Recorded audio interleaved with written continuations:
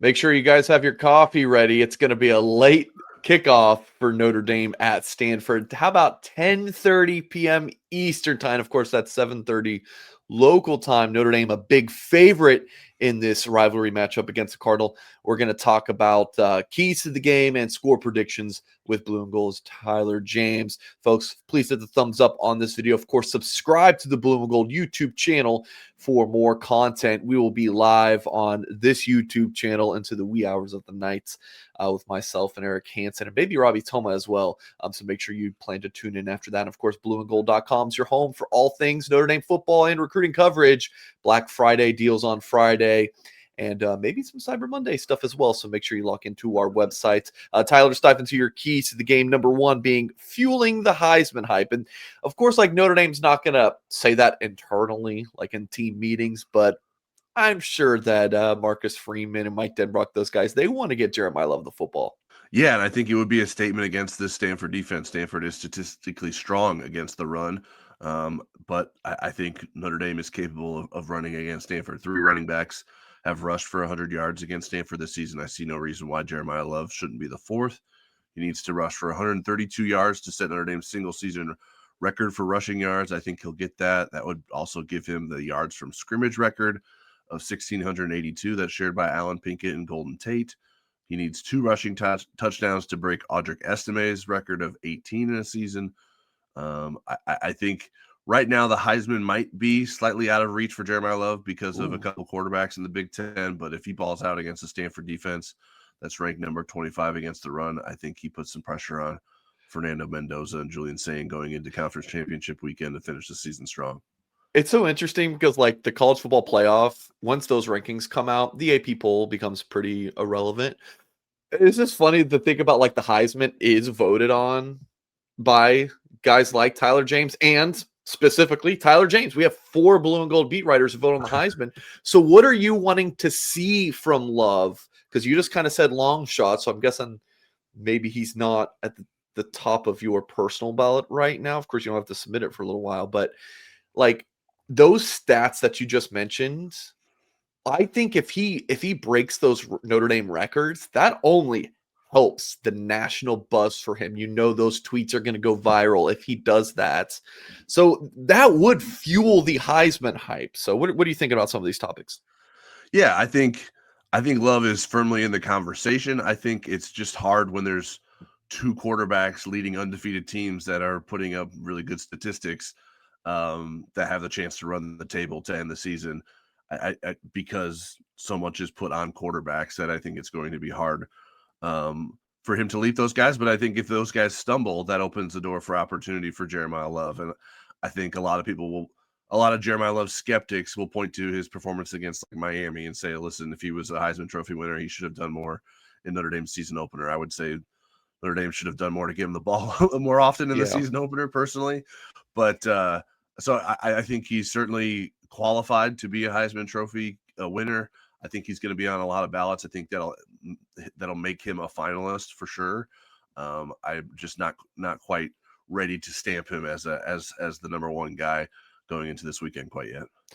All right, maybe a future Heisman guy, or at least in that discussion, maybe next year, is CJ Carr, Notre Dame's quarterback. You want him to get his groove back against the Cardinal. Yeah, Notre Dame didn't need it, CJ Carr, to do much against Syracuse, so he didn't really get a lot of opportunities to improve upon his 2-interception game at Pitt. I think the opportunity to do that should come against the Stanford defense that's given up more passing yards than all but 1 team in the FBS. The only team worse in total passing yards allowed this season is NC State, and Carr threw for 342 yards and 2 touchdowns against the Wolfpack. I'd like to see Carr air it out on occasion, and I think he'll have the opportunity to do that. But I think maybe more than anything, just seeing him make the right decision consistently, and that's something he's done for most of the season.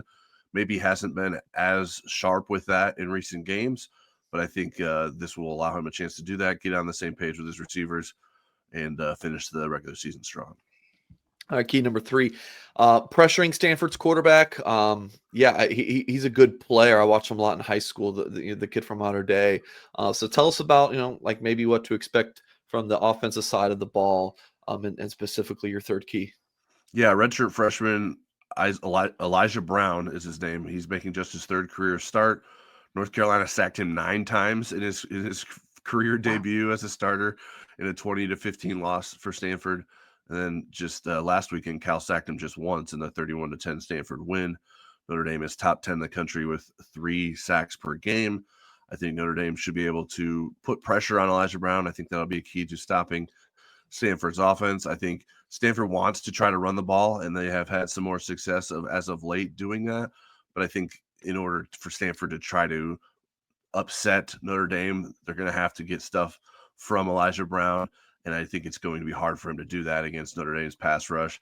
I think maybe someone like Abubakar Traore needs to have a big game for Notre Dame to really set the tone, and maybe help make up for the absence of Kingston Viliamu-Asa, who helps with that pass rush as well. Yeah, it'll be really interesting to see what the role looks like for like a Man Faremo and maybe even a Kuhanu Kia. Kia's a redshirt sophomore who came in the 2021 class. Right. Which is wild, but of course he took his 2-year Mormon mission trip and is back. So yeah, you got like a 21-year-old, 22-year-old, or even older. I don't know how old guys are in 21 class, redshirt sophomore. So yeah, that'll be interesting. Notre Dame is a 32.5 point favorite for this game, according to BetMGM, as we record this on Friday, right around noon Eastern time. The over-under at 49.5. How about if you bet the Notre Dame money line? That's minus 10,000. So Tyler and I were looking at this before we started recording. 99. I don't know if that's a bug or what. 99% of people are betting 49.5. Again, I don't know if that's a glitch or not, but that's a lot. 68% of bettors on a Notre Dame minus 32.5, and 2% of folks on the money line. Yeah, I don't think you're getting for Stanford, of course. I don't think you're getting a whole lot of value out of the Notre Dame minus 10,000. Yeah, then you could see on the right side of the screen minus 1,000 odds for Jeremiah Love to get in the end zone. Yeah, I'm sure. I mean, heck, I think if you have it like a Jeremiah Love over 1.5 touchdowns might be a good play if you have that available to you.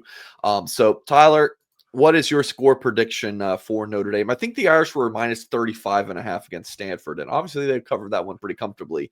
Do you think they do that on the road against the Stanford Cardinal? I'm not sure that they're. My score prediction isn't that Notre Dame will cover that. I have Notre Dame 42, Stanford at 20. But like 20. last week, I wouldn't be surprised if Notre Dame can really pour it on against a Stanford team if it gets control of the game early. That over-under line is very tempting, 49.5, and I think that's why there's so many over bets. I mean, you saw Notre Dame score 70 on its own last weekend. For this game not to get into the 50s combined would be a little bit surprising, I think. But I do think Notre Dame will have gained control of the game. I'm giving Stanford a little benefit of the doubt in terms of they've won 4 of their 5 games at home this season. They play well at home.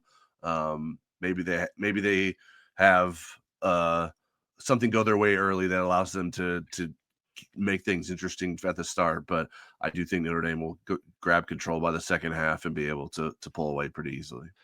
All right, I'm going with the Stanford cover as well, but still a Notre Dame blowout by 4 touchdowns. Give me 41-13, and I think it's something like we've seen recently where Notre Dame's up big and then the other team scores a late touchdown.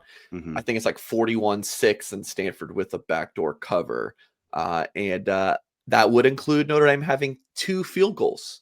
Look, there's just something about that Stanford environment that's just going to really give this Notre Dame team problems so that they won't cover. I'm joking. Actually, it might be so sleepy that they sleepwalk for a minute. I don't know, but I like Notre Dame to win this one big. But 32 is a big number, but also Notre Dame's offense can put up 70 points. Well, I guess the defense and special teams spotted them a lot of points last week.